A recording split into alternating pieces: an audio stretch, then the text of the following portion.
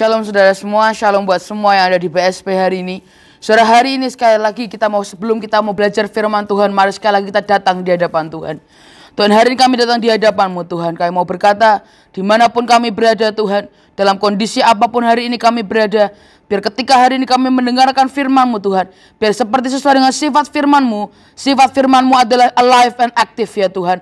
Maka kami percaya ketika kami mendengarkan firman-Mu, maka ada ada kehidupan yang akan mengalir dalam hidup setiap kami. Dan hamba berdoa Tuhan, dimanapun kami berada, hadirat-Mu yang menguasai kami semua. Dan hamba percaya Tuhan, biar sekali lagi firman-Mu Kau nyatakan di tengah-tengah kami. Ajari kami apa yang harus kami lakukan. Ajari kami akan perintah-perintah-Mu ya Tuhan, supaya kami mendapatkan kehidupan bersama dengan Engkau. Terima kasih Tuhan. Hamba minta Tuhan turunkan roh hikmat, wahyu dan pengertian di tengah-tengah kami, buat kami memahami, buat kami mengerti, dan buat kami bisa menangkap akan rema yang dari-Mu. Terima kasih Tuhan, di dalam nama Tuhan Yesus. Dan semua yang siap diberkati sama-sama katakan amin. Shalom saudara. Saudara, hari ini ada firman Tuhan yang Tuhan taruh dalam hidup saya. Hari itu saya melihat ada sebuah berita di YouTube Saudara, dan saya dari kecil saya sangat suka melihat akan sesuatu yang berbau crime, detektif. Saudara, saya suka baca komik Conan, saya suka melihat video-video real footage atau dokumentaris tentang kejahatan-kejahatan yang ada, saudara. Dan hari itu saya melihat ada seorang ibu, dia bekerja sebagai pengasuh di Amerika, saudara. Tapi ibu ini tidak bisa bahasa Inggris. Tapi beliau masih bisa bekerja dan menjadi suster di keluarga yang cukup kaya. Dan hari itu anak keluarga ini, majikannya punya 3 seorang anak. Dan 2 masih umur sangat kecil. Saya lupa umurnya, mungkin sekitar umur 3 tahun sampai 5 tahun. Dan hari itu tiba-tiba ketika ibunya, majikannya pulang dari tempat pekerjaannya. Dan dia merasa di mana 2 anakku tidak ada suara. Tapi kemudian ketika ibunya mencari dari ruang demi ruang, dan kemudian ibunya membuka akan pintu kamar mandi. Dan ketika ibunya membuka pintu kamar mandi, yang dia temukan adalah anaknya, dua-duanya, yang paling kecil dari anak tengah dan anak yang paling bungsu, semua sudah mati, kondisi mati, ada di batap dengan leher yang tergores. Dan darahnya mengeluarkan semua, dan ibu dari suster ini dia berkata, saya telah menggorok kedua anakmu. Dan hari itu ibu ini histeris dan ibu ini telepon polisi. Suster yang membunuh 2 anak ini mencoba membunuh diri di tempat. Tapi kemudian dia berhasil diselamatkan dan dia diadili. Dan ketika di pengadilan itu, hakim mulai bertanya kepada suster ini. Dia bertanya, kenapa kamu lakukan itu? Dan dia berkata, karena aku sakit hati dengan orang tuanya. Aku sakit hati dengan majikanku. Aku sakit hati dengan mereka. Kenapa hidup mereka lebih baik sedangkan hidupku susah? Kenapa ekonomi mereka begitu luar biasa, ekonomiku susah? Mereka punya keluarga yang bahagia sedangkan aku harus terpisah dengan keluargaku. Dan itu membuat dia berkata, saya membunuh 2 anaknya dan saya dengan sengaja tidak mengguburnya. Dan saya sengaja menunggu majikan saya pulang dari kantor untuk melihat sendiri, karena saya mau lihat akan reaksi wajah dari majikan saya ketika dia lihat saya bunuh 2 anaknya. Tapi hari itu pernyataan itu tidak diterima oleh hakim. Dan hari itu hakim memutuskan untuk hukuman mati, atau jatuhkan hukuman mati kepada ibu ini. Saudara, sejujurnya ada begitu banyak orang yang mengatasnamakan sakit hati dan kecewa untuk melakukan sesuatu yang jahat di mata Tuhan maupun di mata manusia. Dan hari itu hakim ini berkata bagus. Dia berkata, saya tidak peduli alasanmu apapun, tapi yang saya tahu kamu bunuh 2 anak yang tidak bersalah dan kamu lakukan dengan cara yang paling kejam. Dan hakim ini berkata, saya tidak peduli apakah kamu sakit hati atau tidak, tapi apa yang kamu lakukan itu salah. Saudara, hari Tuhan berkata jelas dalam hidup saya. Tuhan berkata, nak, ada begitu banyak orang bersembunyi di balik akan pernyataan sakit hati, kecewa untuk melakukan sesuatu yang buruk. Saudara, sakit hati itu adalah reaksi yang spontan. Tapi reaksi kita terhadap sakit hati itu adalah sebuah keputusan.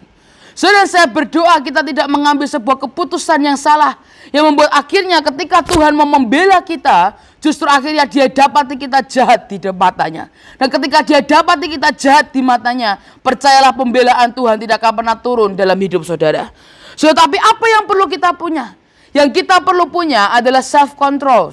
Saudara, ketika kita punya self control dalam hidup kita, itu akan membuat kita tidak gampang meluap-luap ketika kekecewaan itu datang dalam hidup kita.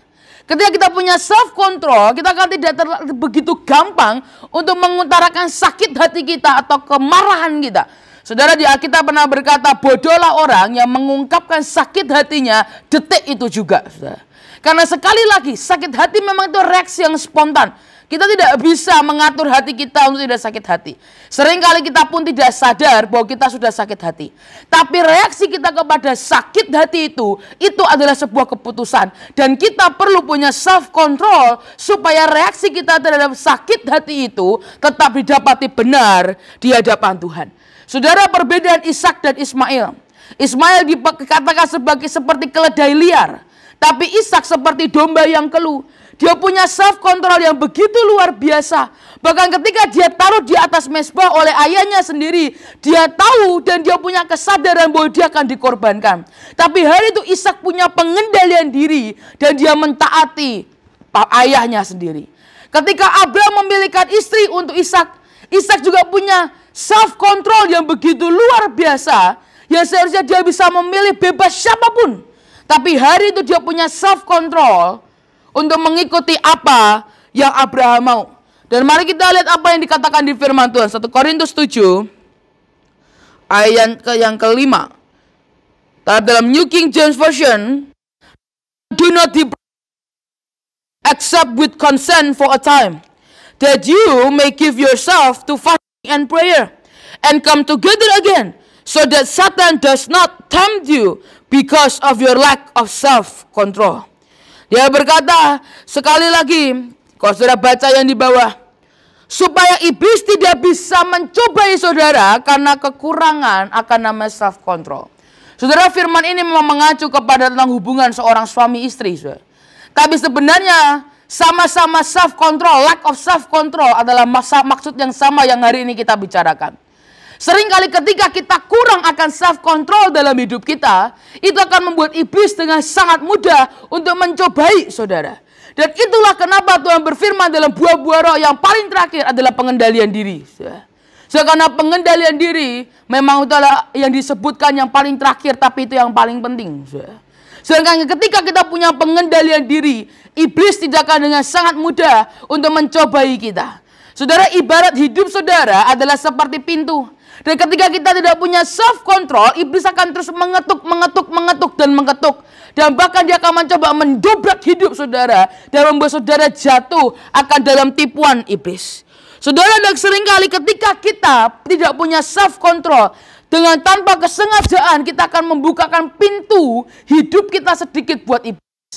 Iblis hanya mungkin akan memasukkan kakinya hanya sekedar kaki saudara. Tapi kemudian ketika saudara biarkan terus menerus, maka kemudian yang dia akan masuk seutuhnya dan dia akan tarik saudara keluar dan masuk kepada cobaan. Ketika saudara izinkan dia dan kita tidak berkata, kita tidak mencoba untuk punya self control, iblis ada di depan mata saudara. Saudara, berkali-kali Kain, iblis berkata, iblis sudah mengintip di depan pintu. Karena Kain tidak punya self-control untuk menahan ketika dia kecewa, korban yang dia pikir terbaik ternyata bukan yang terbaik. Ketika kekecewaan datang dalam hidup Kain, Kain tidak punya self-control dan membuat marahnya meluap-luap. Dan itu yang membuat iblis sudah mengintip di depan pintu. Nah, saya berdoa jangan biarkan saudara membuka pintu bahkan sedikit saja untuk iblis. Karena ketika saudara, the minute you open the door, ketika saudara buka pintumu, iblis akan masuk dan akan menggeret saudara dan masuk ke lubang yang sama dan terus menerus. Saudara, dan ini adalah kebohongan iblis. Dia akan berkata ketika engkau masuk ke dalam cobaan ini, yang kau temukan adalah rasa puas dan kebahagiaan. Dia akan berkata, ayolah ikut dengan aku. Masuk dalam cobaanku. Ikutilah rencanaku dan bukan rencana Tuhan. Ikut aja kehendakmu dan bukan kehendak Tuhan. Maka saudara, tanpa saudara sadari, lama-lama ketika saudara berkata ya, saudara, tanpa saudara sadari, saudara sedang keluar dan saudara sedang masuk dalam jebakan iblis. Saudara, dan sekali lagi kebenarannya adalah tidak pernah akan saudara temukan kebahagiaan maupun kepuasan. yang saudara akan temukan dalam cobaan iblis, dalam tawaran iblis adalah perasaan yang terus membutuhkan, perasaan nagih, terus menerus, kepingin terus, dan tidak akan pernah ada habisnya. Karena dalam cobaan iblis, dalam tawaran iblis, tidak akan ada pernah kepuasan, tidak akan pernah ada kebahagiaan. Karena semuanya itu adalah hanya Tuhan yang bisa memberi kebahagiaan, hanya Tuhan yang bisa memberi kepuasan dalam hidup setiap kita. Saudara, sekali saya pernah dengar ada seorang yang pernah berkata, sekali orang pernah jatuh dalam free sex, dia akan mencoba terus lagi dan akan ketagihan. Saudara, saya punya anak buah yang seringkali mereka jatuh ke lubang yang sama.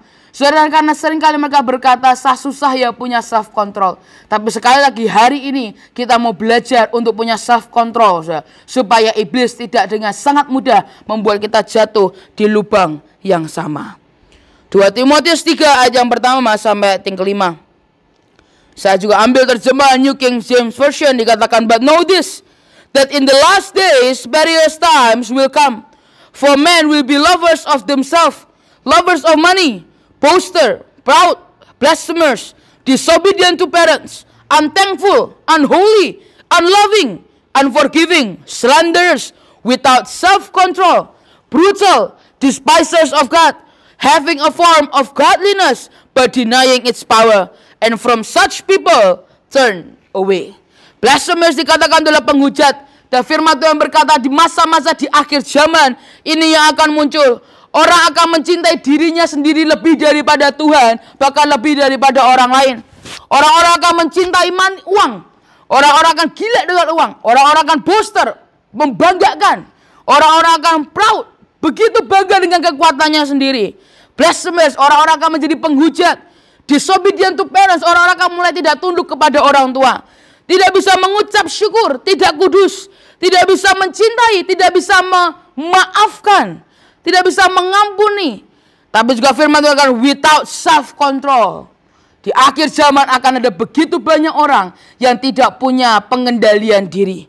Despisers of God, pembenci Tuhan. Dan ini yang paling parah, saudara. Having a form of godliness, but denying its power. Saudara, firman Tuhan berkata, rajin ibadah tapi tidak mengakui kuasa Tuhan. Terlihatnya rohani, terlihatnya datang kebaktian, terlihatnya ibadah, tapi tidak percaya dengan kuasa Tuhan. Tidak percaya dengan pengampunan, tidak percaya bahwa kita perlu mengampuni sama seperti Tuhan mengampuni kita. Saudara, dan sekali lagi, people without self-control, orang-orang yang tidak punya pengendalian diri, akan mencintai akan kenikmatan dunia melebihi Tuhan. Orang-orang yang tidak punya self-control akan memilih dunia daripada Tuhan. Dan saya berdoa, tidak ada di antara kita sebagai anak-anak Tuhan yang memilih dunia kesenangan sesaat daripada Tuhan yang kita sembah selama ini. Dan kita perlu punya yang namanya self-control. Ini adalah waktu di akhir zaman. Sudah tidak bisa ada waktu lagi kita bermain-main dengan kondisi kita. Tidak lagi dengan bermain-main kita berkata, oh ya boleh ngelos deh sebentar. Saudara, ini tidak punya banyak waktu, saudara. Dan saya berdoa jangan ada di antara kita justru malah ngelos, saudara. Tapi kita semua berkata, Tuhan, buat setiap hari aku punya self-control, roh pengendalian diri dalam hidupku. Titus 2 ayat yang ke-11 sampai ayat yang ke-12. NIV berkata, for the grace of God has appeared that offers salvation to all people. Dengan anugerah Tuhan telah ditunjukkan dan ditawarkan keselamatan untuk semua orang. It teaches us to say no to ungodliness. Itu mengajarkan kita untuk berkata tidak pada yang tidak ilahi. And worldly passion, passion yang duniawi. And to live self-control. Dan hidup dengan penuh pengendalian diri. Upright, hidup benar, and godly lives in this present age. Dan hidup dalam keilahian di masa-masa yang seperti ini. Saudara, sekali lagi, kalau saudara mau punya self-control, saudara perlu sadar bahwa it's only by His grace. Itu hanya karena anugerah Tuhan. Saudara, seringkali kita berkata, saya pun berkata Tuhan, sejujurnya daging kita seringkali terlalu kuat. Tapi saudara, perlu saudara ingat, Tuhan tidak pernah suruh kita untuk melawan sendiri. Tuhan tidak suruh kita untuk menahan semua hawa nafsu kita sendirian. Karena Dia Tuhan yang menawarkan anugerah untuk kita semua. Dan hari ini anugerah itu ditawarkan kepada saudara. Dan dengan anugerahnya kita akan live self-control. Kita akan hidup dengan penuh pengendalian diri yang dari Tuhan. 2 Petrus 1 ayat yang ke-5 sampai ayat yang ke-8. 2 Petrus 1 ayat yang ke-5 sampai ayat yang ke-8. Justru karena itu kamu harus dengan sungguh-sungguh berusaha untuk menambahkan kepada imanmu kebajikan, dan kepada kebajikan pengetahuan, dan kepada pengetahuan penguasaan diri, ketekunan, dan kepada ketekunan kesalehan, dan kepada saudara-saudara, dan kepada kasih akan saudara-saudara, kasih akan semua orang. Sebab apabila semuanya itu ada padamu dengan berlimpah-limpah, kamu akan dibuatnya menjadi giat dan berhasil dalam pengenalanmu akan Yesus Kristus Tuhan kita. Saudara, dalam terjemahan dalam bahasa Inggris dikatakan make every effort. Ketika kita menjadi orang Kristen, saudara, engkau menerima anugerah, bukan berarti kita dengan santai-santai kita berkata, oh semua karena anugerah Tuhan. Saudara, ketika engkau bakal menjadi orang Kristen, itu bukan akhir perjalananmu. Ketika kita punya iman, saudara harus berusaha untuk menambahkan goodness, kebaikan. Saudara perlu menambahkan knowledge, pengetahuan. Saudara perlu menambahkan self-control, pengetahuan, dan seterusnya.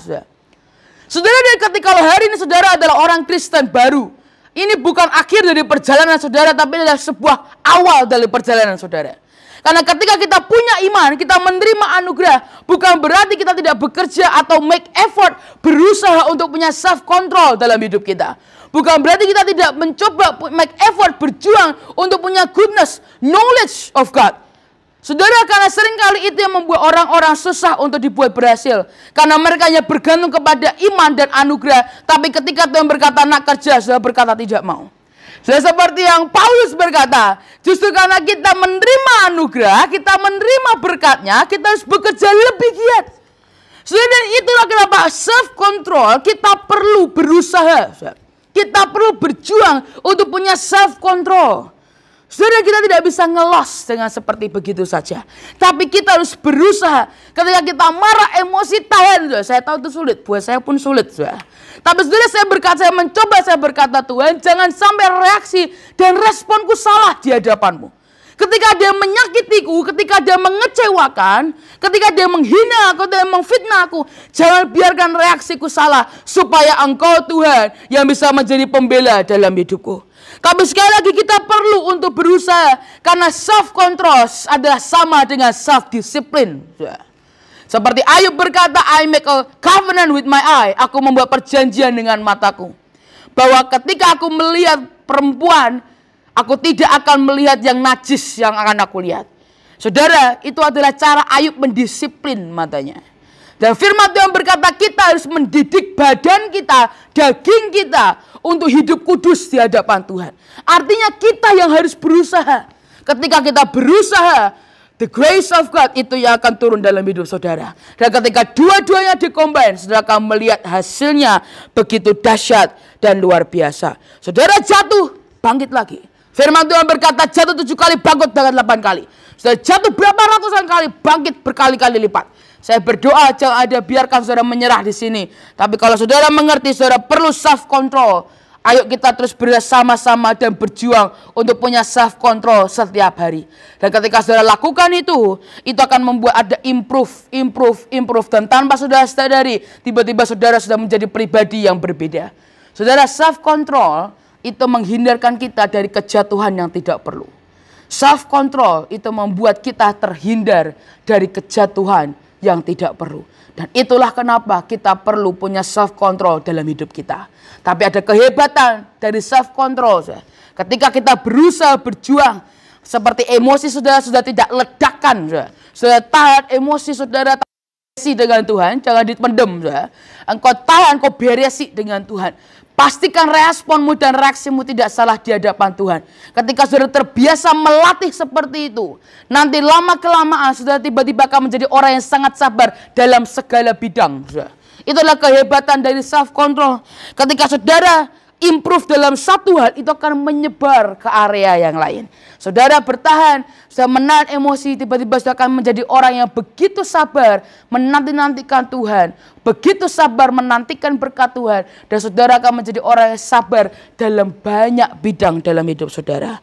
Tapi sekali lagi saya berdoa, ketika kesakitan datang, jangan balas. Ketika yang buruk datang, fitnah datang, jangan balas. Firman Tuhan berkata, justru doakan orang-orang yang menyakiti saudara. Pastikan reaksi kita di hadapan Tuhan tetap benar. Dan saya berdoa di akhir zaman ini, tidak ada di antara kita yang kehilangan kontrol dalam hidup kita. Tapi sekali lagi, mari kita berkata, Tuhan, aku mau berusaha untuk punya self control dalam hidupku. Sekalipun berat, tapi aku akan berusaha. Dan ketika kita berusaha, anugerah Tuhan itu yang akan turun dalam hidup setiap kita. Tutup Alkitab saudara, saya ajak bangkit berdiri bersama-sama semuanya. Mari kita datang di hadapan Tuhan. Tuhan, hari kami datang di hadapan-Mu Tuhan. Sekali lagi ini firman-Mu. Kami mengerti ini firman yang mungkin sering kami dengar. Ini adalah firman yang mungkin banyak orang sudah sering kali khotbahkan. Ini adalah mungkin sebuah firman yang begitu simple Tuhan. Tapi sekali lagi buat kami punya self control. Buah-buah roh turun dalam hidup kami. Buat sekali lagi pengendalian diri itu turun dalam hidup kami. Supaya kau dapati kami setia sampai akhir. Supaya kau dapati respon dan reaksi kami benar. Dan tidak ada di antara kami yang punya reaksi dan respon yang salah. Saya berdoa, kami berdoa ya Tuhan. Biar sekali lagi turunkan Tuhan roh pengendalian diri dalam hidup kami. Karena kami tahu Tuhan, ketika kami melakukan kebaikan untuk orang-orang yang jahat, Engkau Tuhan yang menghitung dan mencatat semuanya. Dan kami tahu ketika reaksi kami didapati benar di hadapan-Mu, Engkau Tuhan yang akan memberkati kami dan semua keluarga kami. Terima kasih Tuhan, terima kasih. Dan hamba perintah Tuhan, hamba sudah selesai, tapi hamba tahu Roh Kudus, Engkau belum selesai di tengah-tengah kami. Engkau terus beresi hati kami, ajari kami, bukakan semua hal yang salah, bukakan semua hal yang serong dari hati kami. Habis sekali lagi yang mau berkata Tuhan, buat ada roh pengendalian diri itu turun dalam hidup kami. Bongkar Tuhan semua yang buruk, semua yang salah dalam hati kami dan respon hati kami. Dan biar mulai hari ini Kau didik kami untuk punya sikap hati yang benar di hadapan-Mu. Terima kasih Tuhan, hamba berdoa dan sudah mengucap syukur. Di dalam nama Tuhan Yesus. Dan semua yang diberkati sama-sama katakan amin. Tuhan Yesus memberkati.